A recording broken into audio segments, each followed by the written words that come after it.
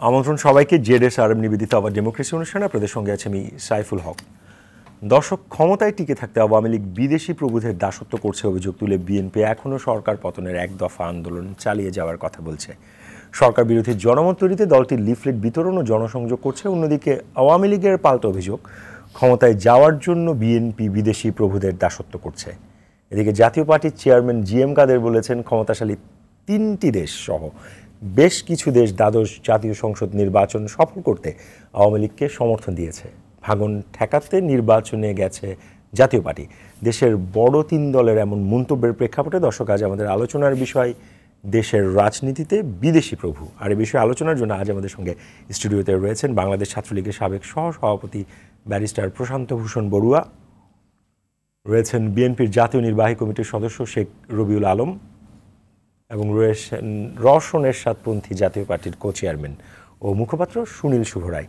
আপনাদের 3 জনকে স্বাগত। দর্শক, আপনিও চাইলে আমাদের সঙ্গে এই আলোচনায় অংশ নিতে পারেন। স্ক্রলে দেখানো নম্বরে ফোন করে প্রতিক্রিয়া দিতে পারেন, জানাতে পারেন আপনার মতামত, প্রশ্ন রাখতে পারেন, লিখতে পারেন। আমাদের ফেসবুকেও চলে যাচ্ছে মূল আলোচনায়। শুরুটা করতে চাই রওশনপন্থী জাতীয় পার্টির কো চেয়ারম্যান ও মুখপাত্র সুনীল শুভ রায়, আপনাকে দিয়ে। আজকে জাতীয় দৈনিকের একটি, আমি পত্রিকার নাম হচ্ছে দৈনিক কালের কণ্ঠ, তারা একটা শিরোনাম করেছে, প্রভাবশালী রাষ্ট্রগুলো আওয়ামী লীগকেই ক্ষমতায় চেয়েছিল এবং জাপার সভাপতি শেষ পর্যন্ত নির্বাচনে যেতে চাননি। উনি 2টা চাপের কথা বলেছেন, একটা হচ্ছে খুব দৃশ্যমান আর একটা অদৃশ্য চাপ। সেই চাপের কারণে শেষ পর্যন্ত উনি নির্বাচনে গেছেন এবং একই সাথে ওনার নির্বাচনে যাওয়ার একটা উদ্দেশ্য ছিল দলের ভাঙন ঠেকানো। আমরা নির্বাচন পরবর্তী যেটা দেখলাম, আওয়ামী লীগের জাতীয় পার্টির মধ্যে ভাঙনটা খুব প্রকট হয়েছে, কারণ আপনার পরিচয় দিতে গিয়ে আমাদের বলতে হয়েছে রওশনপন্থী জাতীয় পার্টির নেতা। তো যেই দল এর ভাঙন ঠেকানোর জন্য জাতীয় পার্টি নির্বাচনে গেল, সেই দলটা ভাঙলো কেন? এটা দিয়ে যদি আজকের আলোচনাটা শুরু করেন সংক্ষেপে। আমরা মূল ঘুরে ফিরে বিদেশি প্রভুদের আলোচনাতেই থাকবো, কিন্তু একটু শুনে নিই আপনার কাছে। ধন্যবাদ আপনাকে, ধন্যবাদ আমার এই বিজ্ঞ সহ আলোচককে।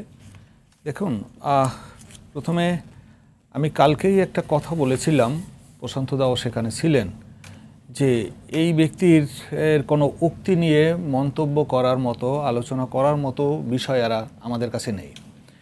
এই কথাগুলো যে বলেছেন যে বিদেশি চাপ, আপনি অনেকগুলো বিষয় তো আছে, বিদেশি 3টা দেশের ইয়ে করছেন। এটা আমি মনে করি যে আমাদের দেশের নির্বাচন কিভাবে হবে, কেন হবে বা হবে, সেটা আমাদের নিজস্ব ব্যাপার। এখানে যদি বিদেশি চাপের কথা উনি বলেন, তো এটা বলে যে আমাদের সার্বভৌমত্বের উপরে কিন্তু এটা আঘাত লাগানোর একটি কথা বলেছেন। আমাদের নিজস্ব বিষয়ের উপরে আমরা নির্বাচন করতে পারি, নির্বাচন বর্জন করতে পারি, নির্বাচনে কেউ আগ্রহী হতে পারে, কেউ না অনাগ্রহ থাকতে পারি, সেটা আমাদের ব্যাপার। এইটা বিদেশের চাপ দেবে, এটা কি বিদেশের মানে এটা একটা অঙ্গরাজ্য, অন্য কোনো দেশের অঙ্গরাজ্য, যে অন্যরা বাইরে থেকে চাপ দেবে আর সেই চাপে আমাদের নির্বাচন হবে কি হবে না, কি যাব না। সুতরাং এটা তো একটা দেশদ্রোহিতার, এটা কোনো ভিত্তি নেই, এটা একেবারেই ভিত্তিহীন। আসল চাপ যেটা ওনার উপর থাকতে পারে, সে আসল চাপটা বাইরে না, ওনার ঘরের মধ্যে ছিল, ঘরের চাপে মনে হয় এটা আসছেন। এই কথাটা ওই যে প্রত্যক্ষ বা পরোক্ষ, প্রত্যক্ষটা মানে উনি এটা বলছেন, কিন্তু আসল কথাটা যে এই যে ঘরের চাপের, এইটা বলতে পারে না। কারণ কালকে উনি এই আলোচনা, উনি যে কথাগুলো বলছেন, এটা তার একটা বর্ধিত সভার আলোচনা। সেইখানে তৃণমূলের নেতারা কি বলেছেন জানেন, সেগুলোও কিন্তু পত্রিকায় আসছে।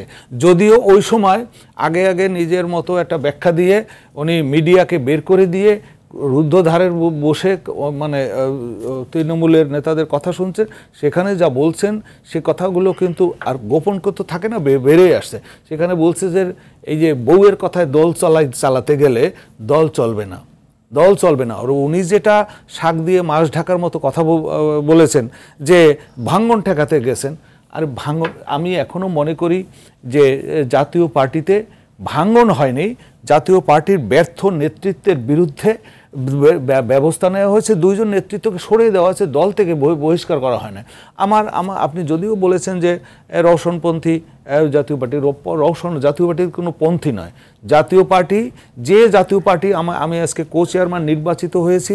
জাতীয় পার্টির ইতিহাসে একটা সফল একটা কাউন্সিলের মাধ্যমে কাউন্সিলরদের ভোটে নির্বাচিত, আমি কো-চেয়ারম্যান, আমি কোনো পন্থীর না, জাতীয় পার্টির কো-চেয়ারম্যান। আর যে কথা আলোচনা যদি আবার পরবর্তীতে আমি আবার আপনার কাছে ফিরবো, যেতে চাই বিএনপির জাতীয় নির্বাহী কমিটির সদস্য শেখ রবিউল আলম আপনার কাছে।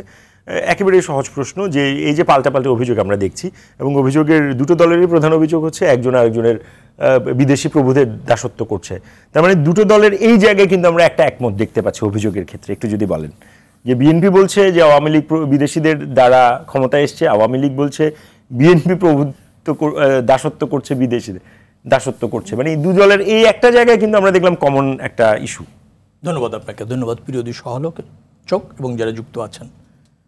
না, আপনি কিভাবে এক ইস্যু দেখছেন সেটা আমার কাছে অভিযোগের প্যাটার্নটা, আওয়ামী লীগ গ্রহণযোগ্য এবং স্বচ্ছ নির্বাচনে ভীতি রয়েছে, এবং যে প্রক্রিয়া বাংলাদেশের নির্বাচনগুলি হচ্ছিল, বিশেষ করে 91, 96, 2001, 2008 জনগণের স্বতঃস্ফূর্ত অংশগ্রহণ ছিল, নির্বাচনকালীন একটা নিরপেক্ষ সরকার ছিল, উৎসবমুখর পরিবেশে নির্বাচন হয়েছে, মানুষ ভোট দিয়েছে, জনরায়ের ভিত্তিতে সরকার হয়েছে, ক্ষমতার পরিবর্তন হয়েছে, একটা প্রতিযোগিতাপূর্ণ গণতন্ত্র ছিল, ভোটের আমেজ ছিল, উৎসব ছিল, এবং জনগণের ভোট প্রদানে আগ্রহ বাড়ছিল।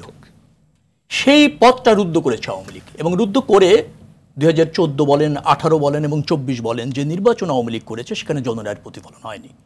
জনগণ এখন বিট বিমুখ হয়েছে। অনেক রাজনৈতিক দল, অধিকাংশ রাজনৈতিক দল ভোটের আপনার বিপক্ষে অবস্থান নিয়েছে, কারণ নির্বাচন ব্যবস্থাপনাটাই আওয়ামী লীগ দখল করে নিয়েছে। এখন প্রশ্নটা হচ্ছে ন্যায্য দাবিটা কার? আমরা কি চাচ্ছি? আমরা চাচ্ছি একটা গ্রহণযোগ্য নির্বাচন, অংশগ্রহণমূলক হবে, সব প্রার্থী সমান সুযোগ পাবে, জনগণে অবাধে ভোট দিয়ে তার জনপ্রতিনিধি নির্বাচিত করবে। যে রাজনৈতিক দলটির জনপ্রতিনিধির আধিক্যতা থাকবে, সংখ্যাগরিষ্ঠতার ভিত্তিতে তারা সরকার গঠন করবে, খুবই ন্যায্য দাবি। আচ্ছা, সেই দাবির সাথে বিদেশি কিছু রাষ্ট্রেরও সমর্থন রয়েছে। এই কারণে সমর্থন রয়েছে, গণতন্ত্র, ভোটাধিকার কোনো দেশের আভ্যন্তরীণ বিষয় না, এটা ইন্টারন্যাশনাল একটা কনসার্ন, গ্লোবাল কনসার্ন। সে জায়গায় অনেক ন্যায্য দেশের সমর্থন রয়েছে। আর আওয়ামী লীগ যে প্রক্রিয়াটায় ক্ষমতায় থাকলো, দেখেন যে নির্বাচনটা হলো, অধিকাংশ রাজনৈতিক দল বর্জন করলো, ভোটাররা 95% বর্জন করলো, একটি আদর্শের লোক মানে রাজনৈতিক দল বা একই জোটের রাজনৈতিক দলগুলি নিজেদের মধ্যে আসন ভাগাভাগি করলো, করে নির্বাচন নামে একটা প্রহসন করলো, শুধু গেজেটের নাম প্রকাশ করে দিয়ে জনপ্রতিনিধি করলো, তফসিল ঘোষণা দিয়ে নির্বাচনের দায় প্রকাশ করলো। সেই ব্যবস্থার প্রতি জাতীয় পার্টির চেয়ারম্যান বলেছে যে 3টি শক্তিশালী দেশের সমর্থন ছিল, 3টি দেশের না, 3টি শক্তিশালী দেশের কথা উনি বলেছেন, শক্তিশালী শব্দটা ব্যবহার করেছেন, এবং সেটাও তো প্রতিষ্ঠিত, প্রমাণিত যে কারা এই প্রক্রিয়ায় সরকারকে অব্যাহতভাবে রাখতে চেয়েছে। আমি বলতে চাইছি যে বাংলাদেশের সরকার হওয়া উচিত জনগণের রায়ের ভিত্তিতে এবং জনগণের স্বতঃস্ফূর্ত অংশগ্রহণে অবাধ ভোট দেওয়ার আপনার সুযোগের ভিত্তিতে। সেই পথ রুদ্ধ করে যারা ক্ষমতায় থাকে এবং সেই প্রক্রিয়াকে যারা বিদেশিরা সমর্থন করে, আওয়ামী লীগের সাধারণ সম্পাদক বলছে যে দিল্লি আছে মানে আমরা আছি। এখন ধরেন যে এই দলের সাধারণ সম্পাদক এবং গুরুত্বপূর্ণ মন্ত্রী এই কথা বলে ক্ষমতায় থাকেন এবং জনতায় উপেক্ষা করে ক্ষমতায় থাকেন, এবং বহিঃশক্তির কিছু রাষ্ট্র যদি সেটাকে সমর্থন দেয়, তাহলে সেই সরকারটা কি বহিঃশক্তির তাবেদারি করছে, দাসত্ব করছে বলা কি অন্যায় হবে? আর আমাদের ন্যায্য দাবির প্রতি, হ্যাঁ আপনি বলবেন যে আপনাদের প্রতি তো মানুষের সমর্থন রয়েছে, কিন্তু সেই সমর্থন বহির্বিশ্বের কাদের আছে? আমরা বলছি তুমি ভোটের সুযোগ দাও, আমরা বলছি তুমি নিরপেক্ষ নির্বাচনের আয়োজন করো, কারণ পথটা তুমি রুদ্ধ করেছো, সংবিধানের সংশোধনটা তুমি করেছো।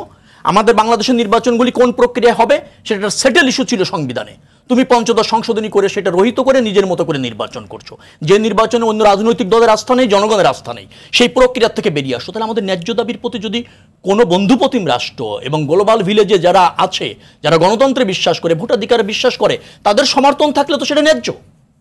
আওয়ামী লীগ যে প্রক্রিয়ায় ক্ষমতায় থাকতে চাইছে সেই প্রক্রিয়াকে বিদেশের শক্তি সমর্থন দিলে সেটি হয় ওই বিদেশি শক্তির একটা তাবেদারি গোষ্ঠীকে বাংলাদেশের ক্ষমতায় বসানো, অপপ্রয়াস। সেটাই হয়েছে, যার জন্য আমাদের অভিযোগ হচ্ছে যে আওয়ামী লীগ জনরায় ভীত, সেটা ক্রেডিবল নির্বাচন আয়োজন করতে চায় না, অংশ নিতে চায় না, অব্যাহত বিদেশি শক্তির সমর্থনে ক্ষমতায় থাকতে চায় মাত্র। সেটাই আমাদের অভিযোগ এবং এটা ন্যায্য অভিযোগ।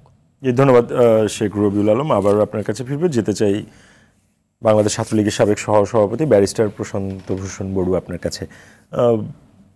ওনাদের নিশ্চয়ই বক্তব্যের আপনি কুইক রেসপন্স করবেন। আমি একটু আমার একটা প্রশ্ন আছে, সেটা হচ্ছে পৃথিবী এখন আমরা এআইয়ের যুগে চলে যাচ্ছি, বহু জিনিস নিয়ে আমরা আলোচনা করছি, অ্যাট দ্য সেম টাইম আমরা post corona economic challenge encounter করছি, আমরা রাশিয়া ইউক্রেন যুদ্ধের যে ব্যাকলেশ আছে সেগুলো এনকাউন্টার করছি, এবং আমাদের মতো অনেক দেশই করছে। প্রশ্নটা হচ্ছে স্বাধীনতার 52 বছর পরও এখনও আমাদেরকে এখানে এই বিষয়গুলো আলোচনা করতে হচ্ছে। এই বিষয়টা নিয়ে যদি মানে আমাদের রাষ্ট্র ব্যবস্থায় সরকার পরিবর্তনের বিধিটা কি হবে সেটা নিয়ে এখনও বড় রাজনৈতিক দলগুলো কনসেনসাসে পৌঁছাতে পারে নাই। এটার ব্যর্থতাটা যদি একটু কেন? না ঠিক আছে, সোমালি জলদস্যুরা তো এখনো বাংলাদেশের জাহাজ চিন্তাই করছে, সেটি 30 বছর আগেও করছিল। এবং বাংলাদেশকে যদি আপনি জাহাজ ধরেন, এখানে বিএনপির ইনস্টলেশনটা কীভাবে হয়েছে, দে অ্যাক্টেড লাইক দ্য পাইরেটস। এসেছে রাতের অন্ধকারে, বন্দুক ধরেছে, ক্ষমতা দখল করেছে, একদিনে বিমান বাহিনী এবং আর্মি সিগন্যাল কোর্স নিশ্চিহ্ন করে দিয়েছে, 1 মিনিটে একটা করে মৃত্যুদণ্ড দিয়েছে, মুক্তিযুদ্ধে যার যত বড় অবদান তার তত শাস্তি, বড় শাস্তি দিয়েছে। আবার আমরা এই আপনার এই প্রোগ্রামেও বলেছিলাম, দেখুন আজকে আমার কথাটি সত্যি প্রমাণিত হয়েছে, আমি খুশি হইনি তাতে। বিএনপির যে 76 জনকে তারা নির্বাচন, অন্তত নির্বাচনকে নিয়ে বিএনপির অবস্থান যে অত্যন্ত সাংঘর্ষিক, শুধু অন্যদের সাথে না, তাদের তৃণমূলের সাথে, তার প্রমাণ হলো আজকে আপনি দেখবেন সমস্ত মিডিয়ায়, গতকালকেও ছিল, 76 জন যাদেরকে বহিষ্কার করেছে তারা প্রত্যেকেই স্থানীয়ভাবে তৃণমূলের কোনো না কোনো পদধারী নেতা, 30-35 বছর ধরে বিএনপি করছেন, দলে আছেন। আজকে তারা বলেছেন যে আমরা প্রার্থী হয়েছি, বহিষ্কার আমলে নিচ্ছি না। 76 জন, কিন্তু 111-এর পরে, বিএনপির প্রতিষ্ঠার পরে এটা দ্বিতীয় সর্বোচ্চ বহিষ্কার। বলেছে আমরা স্থানীয় কর্মী এবং জনগণের চাপে নির্বাচন করছি। কেন্দ্র আমাকে বহিষ্কার করলো কিনা ভাই আমি মাথা ঘামাচ্ছি না, আমার কর্মী এবং স্থানীয় আমার জনগণ তাদের চাপে করছে। এই কথাটি আমরা নির্বাচনের আগে থেকেই বলেছি যে বিএনপি সুপ্রিমো, তাদের মধ্যে জেনারেশন গ্যাপের মতো একটা পলিটিক্যাল গ্যাপ হয়েছে খোদ তাদের তৃণমূলের সাথে। এই কারণে অনেকটা ওনারা উদ্বাস্তুতে পরিণত হয়েছেন, দলের আশাকাঙ্ক্ষার সাথে তাদের তৃণমূলের সাথেই মিল নেই। আমি জনগণের বৃহত্তর অংশের কথা বাদ দিলাম। আর আরেকটা জিনিস দেখেন, আসাদ দুররানি আইএসআর সাবেক ডিজি লাহোরের কোর্টে কি সাক্ষ্য দিয়ে বলেননি 2001 সালে বিএনপিকে টাকা দিয়েছে? বলেছেন। তারা কণ্ঠ জালিয়াতি, স্বাক্ষর জালিয়াতি, খোদ একটা ভুয়া উপদেষ্টা বিএনপির কেন্দ্রীয় অফিসে উপদেষ্টা জালিয়াতি করলো। মানে একটা দল কতটা নার্ভাস হলে, বিএনপির মতো বড় দল ক্ষমতায় ছিলেন, আবারও যাওয়ার প্রত্যাশা রাখেন এবং একটা পলিটিক্যাল অ্যাক্টর হিসেবে ফাংশন করছেন, তারা কতখানি নার্ভাস হলে স্বয়ং মহাসচিব বলেছেন ওই সময়েই পশ্চিমাদের উপর আমাদের আস্থা রাখতে হবে, উনি ওনার কোট আনকোট। তারপর তারা যখন আর্মিকে, আমাদের সেনাবাহিনীকে পিস কোর্ট থেকে প্রত্যাহার করার জন্য যে সিনেটরদের বিবৃতি এবং এমইপিদের করলো, উনি কি বললেন, ওনাদের সাথে আমাদের মিলে গেছে। রবিউল ভাই যেটা বলেছেন, পশ্চিমাদের যেই ভয়েসটা যদি ধরেন ডেমোক্রেসির প্রো ডেমোক্রেটিক হয়, সেই ভয়েসের সাথে বিএনপি যদি অ্যালাইন হয়, মানে সেটার তো সমস্যা নাই। আপনি ব্যক্তিগতভাবে ইজ অ্যাবসলিউটলি কারেক্ট, এটা আমরাও বলছি। কিন্তু আমি যেটা বলছি, সেই সমর্থন দিতে গিয়ে আন্ডার দ্য ডিসগুইজ যখন আমার সেনাবাহিনীকে আক্রমণ করে, আমার রাষ্ট্রীয় প্রতিষ্ঠানকে আক্রমণ করে, পিস কোর্ট থেকে প্রত্যাহার করতে বলে, বিএনপি তার সাথে ডিস্টেন্স না করে উচ্ছ্বসিত বিগলিত হয়ে বলে আমাদের সাথে পশ্চিমাদের কথা মিলে গেছে। স্বয়ং মহাসচিব বলেছেন এটি, আর কেউ না। So he is the spoke person, উনি স্বয়ং বলেছেন তাদের সাথে আমাদের কথা মিলে গেছে। তো বিএনপির মতো দল যেখানে বলবে, আমি বিএনপি হলে আমি কি বলতাম, না আমি আমার দেশের স্বার্থের বিরুদ্ধে কথা বলতে বলি নাই, সেনাবাহিনী প্রত্যাহার করতে আমি বলি নাই, এইটা আমরা মানি না, এটা তো বলতাম, কমন সেন্স আমাকে তাই বলে। BNP has not done that. Gaza এই মুহূর্তে পৃথিবীর সবচেয়ে মানবাধিকারের মৃত্যুপুরী, আজকে বিএনপি 4.5 মাস পরে একটি দুটি শব্দে প্রতিক্রিয়া দিয়েছে, তাও দেখা করতে গিয়ে, নিজেরা কোনো অবস্থান নেয়নি। আজকে আপনি লক্ষ্য করে দেখবেন, আপনি এতটাই ভয় পান ইসরায়েল এবং আমেরিকাকে। আমেরিকাকে তো আমরাও বলি still this is in many aspects it is still American century. কই, আমরা তো আপনার ন্যায্য কথায় আমেরিকার সাথে তর্কাতর্কি করতে, বিবাদ বিসংবাদ করতে পিছপা হয়নি, বঙ্গবন্ধু হন নাই। উনি বলেছিলেন, আমরা জানি আমাদের মুক্তিযুদ্ধে সরকার আমেরিকার বিপক্ষে ছিল, জনগণ আমাদের পক্ষে ছিল, এবং সেটি স্বয়ং বঙ্গবন্ধু 10 জানুয়ারির বক্তৃতাতেও ক্লিয়ার করেছেন, এবং কারোর সাথে শত্রুতা নেই। আপনি লক্ষ্য করে দেখবেন আজকে তারা, আমি একটু অবাক হচ্ছি, শত্রুতা না, বিশেষ কিছু রাষ্ট্রের সাথে যদি আপনার প্রোপেন্সিটি থাকে, তাহলে কিন্তু আপনার প্রশ্নের জায়গা বা ডিসকোর্সের জায়গা তৈরি হয়। নো, দেখবেন national interest comes first. Awami লীগের সহজ সাধারণ কথা, বাংলাদেশের স্বার্থ যেখানে আর থাকবে গলাগলি করব, প্রয়োজনে গালাগালি করব। লেমন্স ল্যাঙ্গুয়েজ বলছে, আই এম সরি। যেখানে বাংলাদেশের স্বার্থ, এখানে গলাগলি করতে গেলে গলাগলি করব, গালাগালি করতে গেলে গালাগালি করব। বাংলাদেশের মানুষের স্বার্থ আমি আদায় করব। আমি এনেছি না, 2 সমুদ্র সীমা জয় করেছেন আওয়ামী লীগ, একটা বুলেট খরচ হয় নাই। 3 বিঘা করিডোর 43 বছর পর ফেরত এনেছি না, একটা সমস্যা হয় নাই। শান্তিপূর্ণভাবে কিভাবে রাজনৈতিকভাবে ফাংশন করে, কূটনৈতিকভাবে ফাংশন করে বাংলাদেশের স্বার্থ অক্ষুণ্ণ রাখতে হয়, সেই প্রমাণ তো আওয়ামী লীগ সরকার দিয়েছে। কিন্তু আমি যেটা আপনি একটু বারবার বলি, সত্যিকার অর্থে বিএনপির কাছ থেকে আমার একটা চাওয়া আছে। আমি কম্পিটিটিভ দলের মানুষ, কর্মী।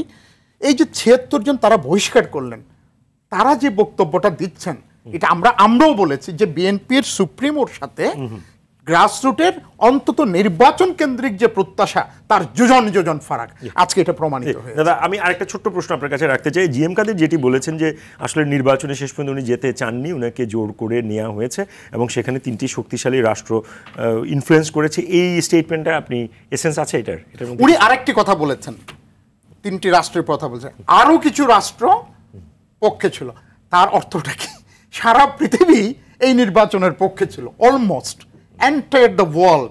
আমি 84টা রাষ্ট্রের সরকার প্রধানের এবং আন্তর্জাতিক সংস্থার কনগ্রাচুলেটরি মেসেজ পড়েছি, এবং এখানে যেই ল্যাঙ্গুয়েজ ওনারা বলেছেন, খেয়াল করবেন, পশ্চিমা দেশে অ্যাম্বিশাস বললে বলা হয় যে এটি সমর্থন মানে অর্জনযোগ্য না, you have an ambitious target. স্বয়ং বাইডেন কনগ্রাচুলেটরি মেসেজে বলছেন যে বাংলাদেশের ইকোনমিক অ্যাসপিরেশন যেটা অ্যাম্বিশাস হলো, আমরা তার পক্ষে আছি। অর্থাৎ উনি বাংলাদেশের ডেমোক্রেসিকে স্ট্রেনথেন করার ক্ষেত্রেও কিন্তু আমেরিকা পাশে আছে, উনি এক্সট্রা মাইল গিয়েছেন, এক্সট্রা মাইল। নাম্বার 10 যেটা বলেছে, এবং আপনার ইউরোপিয়ান কমিশনের যে ভলভা কি ওনার নাম, লেডি যে চিফ, উনি যেটা বলেছেন, তারা এক্সট্রা মাইল গিয়েছেন। তারা বলেছেন যে টাইম টেস্টেড সম্পর্ক তো আছেই, কিন্তু আগামী দিনের shared values and norms the same. ধন্যবাদ। আমি আবারও ফিরবো আপনার কাছে, যেতে চাই সুনীল শুভ রায় আপনার কাছে। যেমনটা আলোচনা চলছে, সেই আলোচনা একটু যদি আমি জানতে চাই যে এই মুহূর্তে যে আলোচনাটা বিএনপি এবং আওয়ামী লীগ একজন আরেকজনকে সামনে নিয়ে এসছে, যে ফরেন ইনফ্লুয়েন্স, বিদেশি প্রভু, আপনাদের নেতাও এনেছেন, যেটা আপনি প্রথম পর্বেতে ডিনাই করেছেন, বাট স্টিল আমার জানার জায়গাটা হচ্ছে বাংলাদেশের রাজনীতিতে আদৌ আপনার এই ধরনের বিদেশিদের ইনফ্লুয়েন্স আছে বলে আপনার মনে হয়, যেটা বিএনপি বা আওয়ামী লীগ একজন আরেকজনকে? এই দুটো দলই এটা পরস্পরের বিরুদ্ধে এই অভিযোগটা করে। সিনিয়র লেভেলের নেতাদের এই অভিযোগ, আরো তো বহু অভিযোগ আছে, কিন্তু এই অভিযোগটা দুই দলের, আপনার বক্তব্য, আপনার উপস্থাপনার মধ্যেই আছে যে দুই দল পরস্পরের বিরুদ্ধে এই অভিযোগটা আনে বিদেশি প্রভুদের। কিন্তু আমাদের ব্যাপারে কিন্তু নাই এমন। আমরাও তো অল্প সময়ের জন্য হলেও আমরা জাতীয় পার্টি ক্ষমতায় ছিল, এবং দীর্ঘদিন সেই 91 সালের পর থেকে এই পর্যন্ত আমরা ক্ষমতার বাইরেই এসে আমরা এখনো টিকে আছি। এখন সংকটটা বেঁধেছে যে এই যে বিদেশি কথা নেই, আজকের আলোচনার বিষয়টা তো বিদেশিদের চাপ প্রয়োগের কথা। এখন দেখেন যে আমি ওনার কথাটাই আসি, যে আপনার কথার মধ্যে ছিল একটা যে উনি যেতে চাননি, কথা বলছেন যেতে চাননি, চাপের কাছে গেছে। এই কথাটা উনি নিজেকে মানে সেভ করার জন্য এই কথাটা বলছেন। এই বক্তব্যের মধ্যে দেখেন, ওনার বক্তব্যের মধ্যে আরও আছে যে গতকালকে যে বলেছেন, যেটা মিডিয়ায় আসছে, যে আমি প্রথমে 100 সিটের একটা তালিকা করছি, যে এইটা ছাড়তে হবে, বা 50টার একটা তালিকা করছি, এইটা ছাড়তে হবে, না পারলে 40টা, এইভাবে। কিন্তু তবে উনি যেতে চাননি। ওনারে কে চাপ দিয়েছে? এটা মূলত এটা পার্টির কথা না, এটা ওনার ব্যক্তিগত স্বার্থ সিদ্ধির কথা। উনি নিজের স্বার্থ রক্ষার জন্য করছেন। আমাদের আপত্তিটা শুধু ছিল এইখানেই, যে নিজের স্বার্থের কাছে, নিজের স্বার্থের জন্য দলের স্বার্থকে জলাঞ্জলি দিয়েছে, এইটার কারণে আমরা এই প্রতিবাদ করেছি। তা না হলে আমি কেন ওনার এই পার্টির নেতৃত্বের কেন প্রতিবাদ করব? আমার কর্মজীবনের পুরোটা সময় চলে গেছে যে হোসেন মোহাম্মদ এরশাদের সাথে। আমার ছাত্র জীবন থেকে বের হয়ে এসে তারপরে হোসেন মোহাম্মদ এরশাদের সাথে। আমি হোসেন মোহাম্মদ এরশাদের প্রেস সেক্রেটারি ছিলাম, পলিটিক্যাল সেক্রেটারি ছিলাম, তার পার্টির প্রেসিডিয়াম সদস্য পর্যন্ত হয়ে কেন এখন আজকে কো চেয়ারম্যান পর্যন্ত আমি এসেছি। আমার উত্থানটা তো হঠাৎ করে হয় নাই, মানে ধীরে একেবারে আকস্মিকভাবে আমার না। আমার ব্যক্তিগত অবস্থাটাও যদি দেখেন, আমি সাংবাদিকতা করেছি যে পত্রিকায় আমি একজন অ্যাপ্রেন্টিস সাব এডিটর হিসেবে জয়েন করেছি, সেইখান থেকে আমি কিন্তু সম্পাদক পর্যন্ত গেছি। তার মানে আমি ধাপে ধাপে আসছে। আজকে আমি যদি সেই ওনার নেতৃত্বে আমি থাকতে না পারি, তাহলে এই দলের কোনো মানে আপনি ওনার স্টেটমেন্ট আসলে কোনো আমলে নিচ্ছেন না। এই ওনার স্টেটমেন্ট, ওনার ব্যক্তিগতভাবে ওনার স্টেটমেন্ট, ওনাকে যারা তৈরি করছেন এবং গোপনে উনি বলেন যে আমি নির্বাচনে যেতে চাই না, তাহলে এই ওবায়দুল কাদের সাহেবের সাথে মানে দিনের পর দিন, রাতের পর রাত কেন এত বৈঠক করতে গেছেন এখানে, এবং সেখানে কি আলোচনা হয়েছে তা কিন্তু বলেন নাই।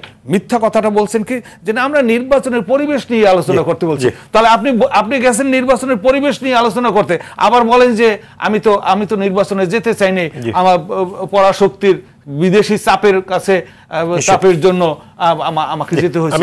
এই যে সবর বিরোধিতা, এটা কোন নেতৃত্ব যে নিয়ে একটা পার্টির নেতৃত্ব গ্রহণ করবে তার মুখে এটা শোভা পায়। আমি একটু রবিউল ভাইয়ের কাছে শুনেছি, শেখ রবিউল আলম আপনার কাছে আবারও একই প্রশ্ন আমাকে করতে হচ্ছে, কারণ পরিষ্কার হলো না উত্তরটা। কারণ এই আমাদের দুজন সহ আলোচক এই বিষয়টাকে ডিনাই করলেন ইন এ সেন্স যে আসলে বিদেশি চাপ মুক্তভাবে এই নির্বাচনটা হয়েছে, আমাদের যে নির্বাচনটা হয়েছে, এবং আপনি এটাকে কিভাবে দেখেন? স্বৈরশাসক থেকে যারা নির্বাচন করে তারা সবকিছু চাপমুক্তই মনে করে। যারা ন্যায্যতা বোঝে না, যে কোনো মূল্যে ক্ষমতায় থাকতে চায়, ক্ষমতা থাকার জন্য রাষ্ট্রযন্ত্র ব্যবহার করে, আর ক্ষমতায় থাকার জন্য উপনিবেশিক শক্তি বলতে পারেন বা কর্তৃত্ববাদী শক্তির সাথে দেশে ক্ষমতায় নেয় বা উনি এমপিও হন, উনিও তো বলছেন, উনি যে একজন ওনার যে দলের কো চেয়ারম্যান, তিনি নিজেও বলছেন যে না এই সুজটা আসলে জিএম কাদের এটা পার্সোনাল স্টেটমেন্ট। যেরকম তো নিজে বলেছেন নির্বাচন ভালো হয়নি, আজকে তো বলেছেন এই বক্তব্য সেটা বলেছেন নির্বাচন ভালো হয়নি, নির্বাচনে বাইরের সহযোগিতা ছিল আওয়ামী লীগ ক্ষমতায় থাকার জন্য বলেছে। আবার এও তিনি বলেছেন যে বিএনপি ভালো কিছু করার চেষ্টা করছিল, কিন্তু আমি বুঝতে পারছিলাম কোটিখানিক লোক লাগলেও নির্বাচন আটকানো যাচ্ছে না, এটাও তিনি বলেছেন। যে বিএনপি যদি 1 কোটি লোক নিয়েও মাঠে থাকে, চেষ্টা করে, কিন্তু ওই আন্দোলন দিয়ে নির্বাচনটাকে আটকানো যাচ্ছে না, কারণ 3টি শক্তিশালী রাষ্ট্রের সমর্থন রয়েছে এই সরকার ক্ষমতায় থাকার জন্য। তার মানে কি, জনরাই উপেক্ষা করে সরকার ক্ষমতায় থাকতে চাইছে, আন্দোলন উপেক্ষা করে ক্ষমতায় থাকতে চেয়েছে, অন্যদের সাথে আতাত করে, এটা তো প্রমাণিত হয়। এবং জিএম কাদের সাহেব কিন্তু ওখানে বলেছেন, আপনি নিশ্চয়ই শুনবেন, যে বিএনপি ভালো কিছু করতে চেয়েছিল কিন্তু শেষ পর্যন্ত সেটা তারা পারেনি, সেটাও তিনি বলেছেন। এবং তিনি এও বলেছেন যে জাতীয় পার্টি এখন গৃহপালিত রাজনৈতিক দলে পরিণত হয়েছে, এই কথাগুলি তো বলেছেন। আচ্ছা, নির্বাচন ভালো হয়নি তাই বলেছেন, দেখেন তো নির্বাচন ভালো হয়েছে কে বলেছেন? আসলে ইনুও পর্যন্ত বলেছেন নির্বাচন ভালো হয়নি। রাশেদ খান মেনন একাদশ সংসদে পার্লামেন্টে দাঁড়িয়ে বলেছিলেন যে আমি নিজে সাক্ষী দিচ্ছি মানুষ ভোট দিতে পারেনি। তো গত 15 বছর এই যে আওয়ামী লীগ ক্ষমতা আছে, 3টি জাতীয় নির্বাচনে মানুষ ভোট দিতে পেরেছে। নির্বাচনটা কেমন হলো? যে এই নির্বাচনটা উনি বললেন যে বিদেশিরা আমাদেরকে সমর্থন দিয়েছে, কংগ্রাচুলেশন জানিয়েছে। আসলে মানে দাদা তো জানা বুঝা মানুষ, উনারা যখন এইভাবে অন্ধভাবে বলেন না সমস্যা হয়ে যায়।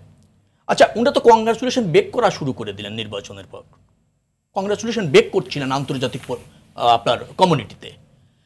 একটা দেশে একটা সরকার, কিন্তু আবার এটাও কি খুব, আপনার একটু থামাই, এটাও কি খুব লজিক্যাল? এই কংগ্রেচুলেশন আমি বেক করলাম, একটা রাষ্ট্র তার নিজের পলিটিক্যাল বা তার যে ফরেন পলিসির বাইরে গিয়ে এরকম কংগ্রেচুলেশন দিতে পারে বেক করলেই? আচ্ছা, আপনি কি এটা জানেন না যেটা হচ্ছে সৌন্দর্য, সৌহার্দ্যতা? আচ্ছা আচ্ছা, এটা নাই পৃথিবীতে। একটা দেশের সরকার হলে কার সাথে কাজ করে, সরকার বৈধ হোক আর অবৈধ হোক, যদি এক্সট্রিম পর্যায়ে কোনো অবরোধ না হয়, কোনো কিছু নীতিগতভাবে না হয়, সরকারের সাথেই তো কাজ করতে হয়। এই যে সৌজন্যতা বলে কিছু নেই, কিন্তু তারা কি কেউ বলেছে এই বিদেশি রাষ্ট্রগুলি যে বাংলাদেশের নির্বাচন ভালো হয়েছে?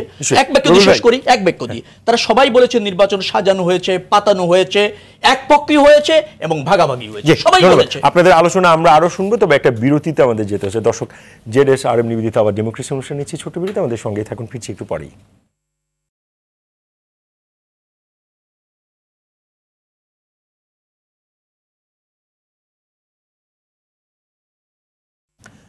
দর্শক, বিরতির পর আবারও স্বাগত জানাচ্ছি ZSRM নিবেদিত আবার ডেমোক্রেসি অনুষ্ঠানে। আপনাদের সঙ্গে আছে আমি সাইফুল হক, আজ আমাদের আলোচনার বিষয়ে রাজনীতিতে বিদেশি প্রভু। আমরা ফিরছি আলোচনায়, আবারও যেতে চাই শেখ রবিউল আলম আপনার কাছে। বিরতির আগে আপনি যে বিষয়টি তুলেছিলেন যে বাংলাদেশের নির্বাচনে, দ্বাদশ জাতীয় সংসদ নির্বাচনের পরে 84টি দেশ, ব্যারিস্টার প্রশান্ত ভূষণ বড়ুয়া এই তথ্যটি দিয়েছে, 84টি দেশ বাংলাদেশকে অভিনন্দন জানিয়েছে। এবং আপনি এটিকে বলছেন যে কেবলই আসলে সৌজন্যতা, আসলে বারবার প্রত্যেকটি রাষ্ট্রে বাংলাদেশের এই নির্বাচনের বিশ্বাসযোগ্যতা, অংশগ্রহণমূলক কিনা, এগুলো সবগুলো নিয়েই আসলে প্রশ্ন তুলেছে। জাতিসংঘের রিপোর্টটা দেখেন, তারা কি বলেছে? আচ্ছা, ইউরোপীয় ইউনিয়ন কি বলেছে, মার্কিন যুক্তরাষ্ট্র, জাপান সহ অন্যান্য দেশগুলি কি বলেছে যে বাংলাদেশে গ্রহণযোগ্য নির্বাচন হয়নি? এটা তো প্রতিষ্ঠিত। ইভেন যারা সমর্থন দিয়েছে সরকারকে প্রথম থেকে, ভারত, রাশিয়া, চায়না, তারাও বলেনি ভালো নির্বাচন হয়েছে। তারা কিন্তু বলেনি কখনো যে ভালো নির্বাচন হয়েছে, তারা ওই সরকারটাকে সমর্থন দিয়েছে। 84টি দেশের কথা দাদা বলেছে, আমার জানা মতে 20 থেকে 25টি দেশের সমর্থন বলবো না আমি, অভিনন্দন জানিয়েছে। এখন সংখ্যাধিক্যের ভিত্তিতে যদি আপনি বিচার করেন, পৃথিবী তো 200-র উপরে দেশ, তাহলে কয়টা দেশ সমর্থন জানালো? সেইভাবে যদি আপনি যান, এখন এই সমর্থনকে আওয়ামী লীগকে আমি আবারও বলছি বেক করতে হচ্ছে আন্তর্জাতিক পরিমণ্ডলে তাদের নির্বাচনটা ভালো হয়েছে এবং তারা একটা বৈধ সরকার এটা প্রমাণ করবার জন্য। বাংলাদেশের মানুষ 95% ভোট বর্জন করলো, রাজনৈতিক দল বর্জন করলো, একটা পার্লামেন্ট হলো, আওয়ামী লীগের নীতি নির্ধারণী ফোরাম। 95% যেটা বলছেন, এই তথ্যটা যদি একটু সূত্রটা বলেন। যেমন আমি আপনাকে যদি বলি, 51% কেন্দ্রে 51% কেন্দ্রে আগের রাত্রে ভোট হয়েছে, কেন্দ্র দখল করে সিল মেরেছে, জাল ভোট হয়েছে এবং ব্যালট বাক্স ভরে রাখা হয়েছে, টিআইবির তথ্য। ঢাকাতে যদি আপনি যান, বলা হচ্ছে ঢাকা শহরে 20% ভোট পড়েছে, এগুলো নির্বাচন কমিশনের দেখানো ভোট। 20% অ্যাভারেজে, সবচেয়ে কম পড়েছে মিরপুর 14-13% ভোট পড়েছে। সেইভাবে যদি আপনি হিসাব করেন, দেখবেন যে 5%-এর উপর ভোট পড়ে। আমি মোটামুটি বুঝতে পেরেছি। আমি আবারও ফিরবো, যেতে চাই ব্যারিস্টার প্রশান্ত ভূষণ বড়ুয়া আপনার কাছে। শেখ রবিউল আলম অনেকগুলো প্রসঙ্গ অবতারণা করেছেন, আপনি যদি আসলে ওনার প্রসঙ্গগুলো দেন। এই যে দেখুন, 84টা দেশের তালিকা আমার কাছে আছে, এর মধ্যে আরো বেড়েছে, এটি আমার আরো আগের।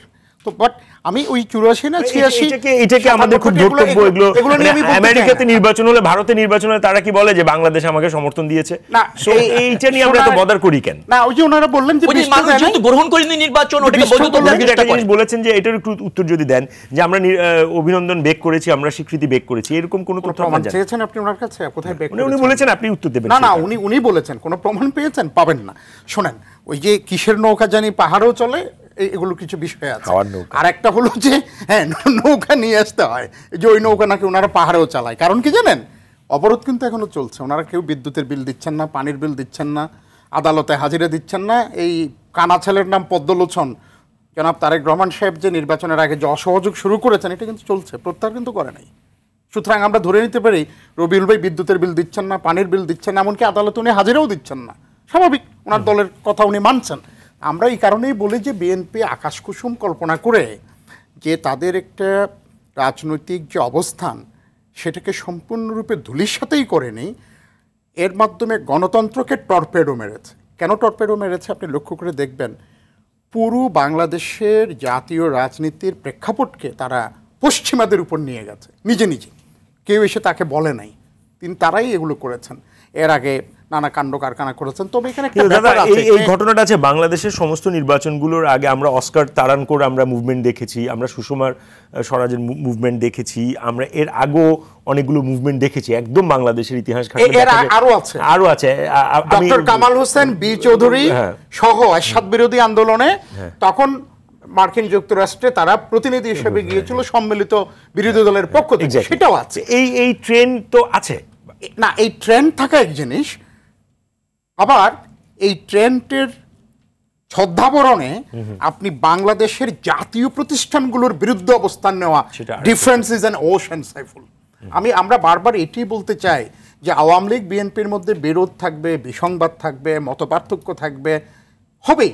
তো সেখানে আমি আমার জাতীয় প্রতিষ্ঠানগুলোকে কেন ইনভলভ করব? যারা আজকে দেখেন আমাদের শান্তিরক্ষী বাহিনীর A+ রেটিং, 5 স্টার রেটিং, পৃথিবীর বহু দেশের শান্তিরক্ষী বাহিনীর বিরুদ্ধে খোদ জাতিসংঘ তদন্ত পরিচালনা করেছে নানা রকম অনিয়ম, নির্যাতন, এগুলোর বিরুদ্ধে।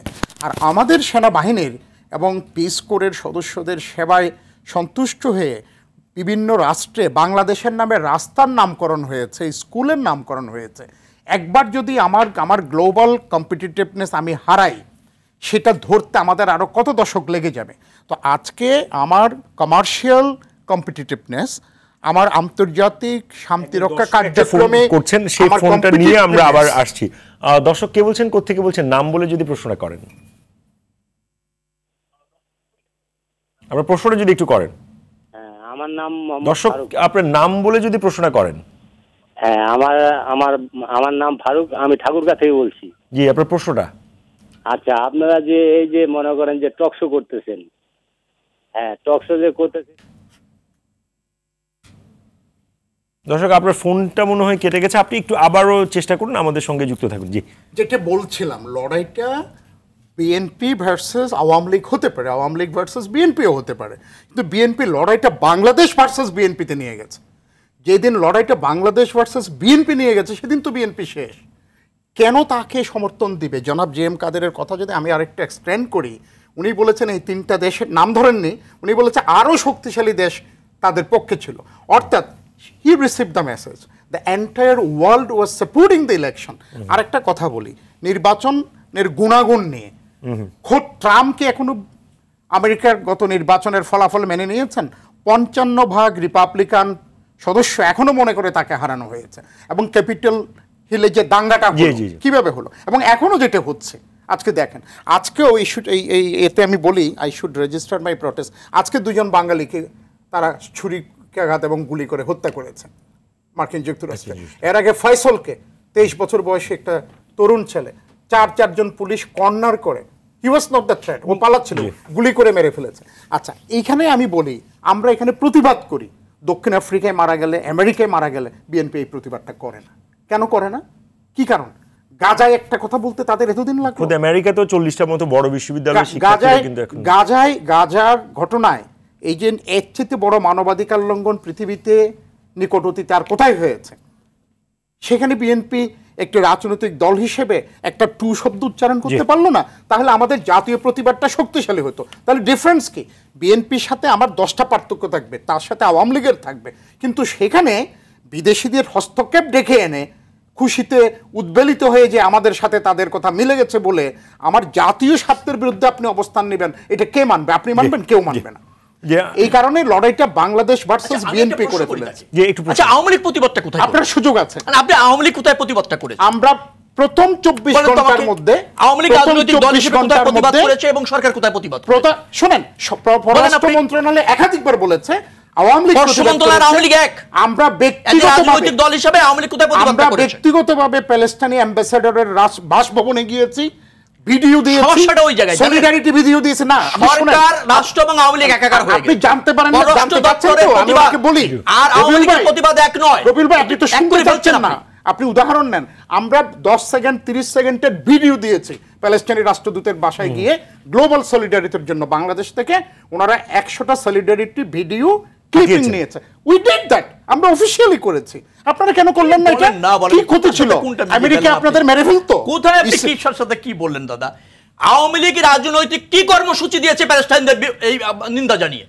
নিন্দা তো আমরাও জানিয়েছি, প্রতিবাদ আমরাও জানিয়েছি। আপনারা কোনোদিন নিন্দা জানান নাই। থেকে আপনি আমাকে বলেন সরকার কত বড় স্ট্রং প্রতিবাদ করেছে এবং আওয়ামী লীগ রাজনৈতিক দল হিসেবে কোথায় একটা কর্মসূচি করেছে তার প্রতিবাদে? আমাকে বলেন। আওয়ামী লীগ প্রতিবাদ করেছে। এই যে আপনি বললেন আমেরিকায় মারা গিয়েছে, দুঃখজনক, বাংলাদেশের নাগরিক মারা গিয়েছে সেখানে। এর আগে ফসল মারা গিয়েছে, আমরা প্রতিবাদ করেছি। কি আছে? আপনি দায় দিচ্ছেন আমাকে যে আমরা প্রতিবাদ করছি না। না, আপনি প্রতিবাদ করেছেন কি না? এই জন্য আপনি তো করেননি। আপনি তো করেননি প্রতিবাদ। আমি করেছি। আপনার দল করেননি প্রতিবাদ। আমরা মিছিল করেছি। কোথায়? সমাবেশ করেছি। কোন জায়গায় কোনো মিছিল হয়নি? আওয়ামী লীগ আমি যদি দেখাতে পারি যে আওয়ামী লীগের লোক মারা গিয়েছে তার জন্য আপনি তাহলে আজকে আপনি টক সীমান্তে শোতে পুরোপুরি বিএনপি হয়ে গেছেন। কবে প্রতিবাদ করেছেন? রবিউল ভাই, আপনি কবে করেছেন? টক শোতে আপনি বিএনপি হয়ে গেছেন। গতকাল কবে সীমান্তে মারা গিয়েছে?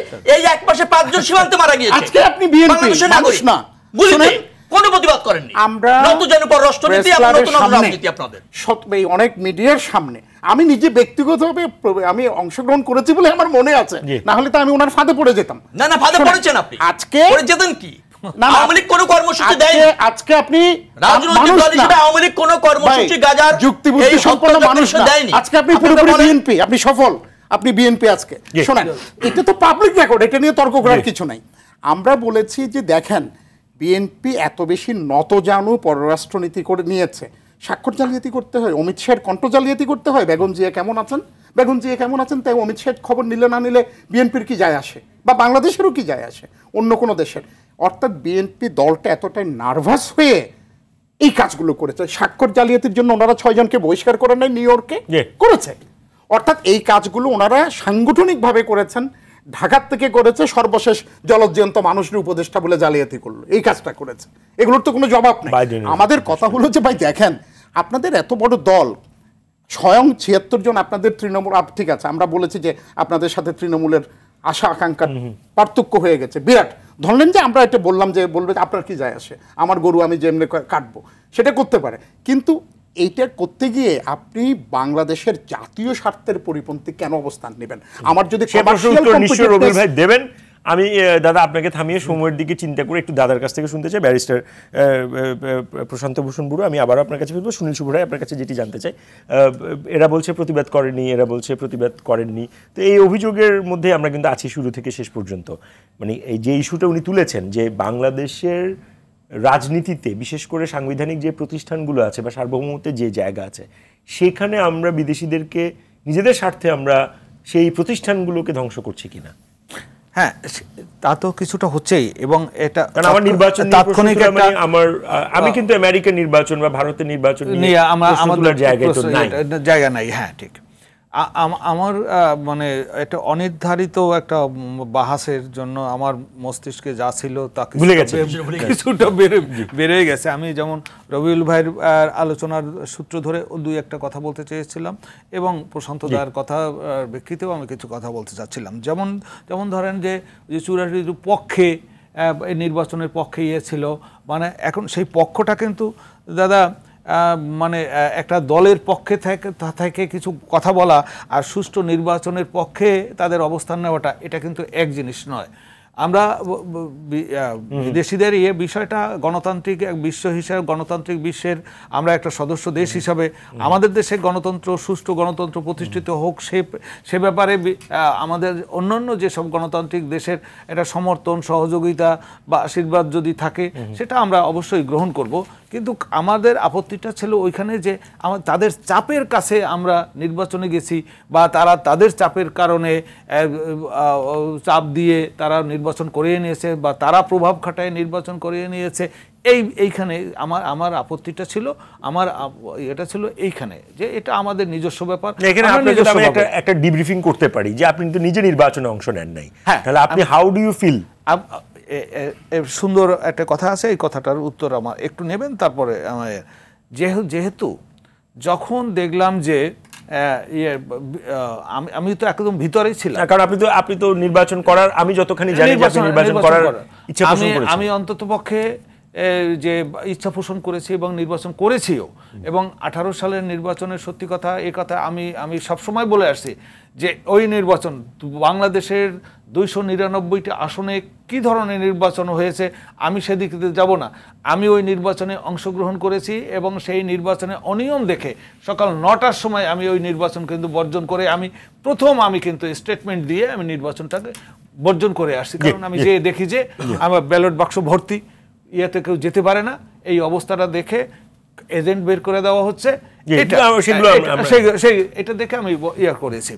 এবার যখন এই একই অবস্থার যখন নির্বাচন হতে যাচ্ছে এবং দেখলাম যে আমার একটা ইয়ে ছিল যে হ্যাঁ ঠিক আছে, যখন দেখেছি যে এখানে স্বতন্ত্র ক্যান্ডিডেট, আওয়ামী লীগের বিদ্রোহী ক্যান্ডিডেটরা বিদ্রোহী হচ্ছে না, তারা স্বতন্ত্রভাবে নির্বাচন করার প্রেক্ষাপট তারা তৈরি করেছে, বিএনপি এখানে নাই, তখন যখন দেখা যাচ্ছে যে এই যে উনি কথাটা বলে ফেলছেন যে আমরা 100 সিটের একটা তালিকা দিছি, আমরা তারপর এই 100 সিটের মধ্যে 50 সিটের একটা তালিকা দিছি, অর্থাৎ তারা বলছে যে এককভাবে নির্বাচন করব, অথচ গোপনে গোপনে তাদের কাছ থেকে নৌকা উঠাই দিয়ে নির্বাচন করবে। এই প্রেক্ষাপটে আমি এই নির্বাচন, আমরা একেবারে শেষ পর্যায়ে শেখ রবিউল আলম আপনার কাছে আবারও যেতে চাই, যে এটা বারবার আপনি বলার চেষ্টা করছেন যে আওয়ামী লীগ এই পুরো নির্বাচনটি এটা আসলে গ্রহণযোগ্য হয় নাই, সুষ্ঠু হয় না, এবং এখানে বিদেশিদের একটা চাপের জায়গাটা আপনি খুব পরিষ্কার করে আপনি বলছেন যে আসলে এর থেকে আসলে বেরোনোর উপায়টা কি? আমরা এই বিদেশি ডিপেন্ডেন্সির উপর তো বেশি দিন এভাবে চলবে না, কাম্য না, উচিত না। কিন্তু ঘটনা হচ্ছে আওয়ামী লীগ ক্ষমতালোভী হয়েছে। আওয়ামী লীগ এটা কিন্তু প্রাচীনতম রাজনৈতিক দল এবং একটা প্রগতিশীল রাজনৈতিক দল ছিল, আমি ছিল শব্দটা ব্যবহার করেছি। এরা রাজনৈতিক ট্র্যাকচ্যুত হয়ে ক্ষমতালোভী হয়েছে, জনরায়ের প্রতি তাদের ভীতি রয়েছে, গ্রহণযোগ্য নির্বাচন আয়োজন করতে ভয় পায়, যার ফলে সে যদি এইখান থেকে এই যে বেরিয়ে আসে, অর্থাৎ ভুল ত্রুটি থাকতেই পারে, জনগণ হয়তো ক্ষমা করে দেবে, আমরা যারা নিগৃহীত হয়েছি, নির্যাতিত হয়েছি, আমরাও ভুলে যাব, কিন্তু তাকে বেরিয়ে আসতে হবে। বেরিয়ে আসলে কিন্তু একটা সমঝোতা সম্ভব, গ্রহণযোগ্য নির্বাচন। আমরা তো সমঝোতার মাধ্যমে ভালো নির্বাচন করেছি 91, 96, 2001, 2008-এ। সেই প্রক্রিয়ায় নির্দলীয় একটা সরকার ব্যবস্থা খুঁজে বের করতে হবে। সব রাজনৈতিক দলের আসতে হবে, ভোটারের আগ্রহ হবে, সবাই সমান সুযোগ পাবে, প্রতিদ্বন্দ্বিতা নির্বাচন। আপনার একদম 30 সেকেন্ড সময়ের বাইরে গিয়ে 30 সেকেন্ড। সমাধান হলো ভোট দিতে যাননি আর ভোট দিতে পারেননি, ডিফারেন্স ইজ অ্যান ওশান। সুতরাং ভোট দিতে যেতে হবে, ভোট দিতে না পারলে সেটা নিয়ে আমরা ফাইট করব। আপনাদের সকলকে অসংখ্য ধন্যবাদ। দর্শক, ZSRM নিবেদিত আওয়ার ডেমোক্রেসি আজ এ পর্যন্তই। জানিয়ে রাখছি অনুষ্ঠানটি পুনঃপ্রচার হবে সকাল 7:30 আওয়ার ডেমোক্রেসি অনুষ্ঠানটি শুক্র থেকে রবিবার রাত 11:20 সরাসরি সম্প্রচার হয়। দেখার আমন্ত্রণ রইল। ধন্যবাদ সবাইকে।